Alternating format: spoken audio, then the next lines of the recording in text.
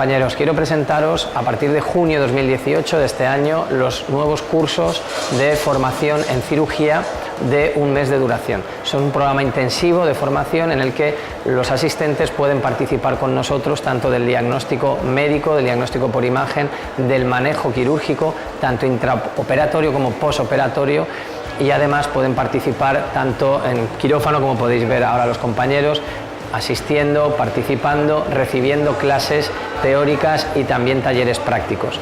Vamos a hacer módulos de cirugía cardiorrespiratoria, de cirugía maxilofacial, de cirugía de tejido blando, de cirugía urinaria. Es una experiencia muy bonita, en mi opinión, en la que estaremos encantados de compartir con vosotros y ayudaros para seguir formándoos en el campo del diagnóstico y la cirugía.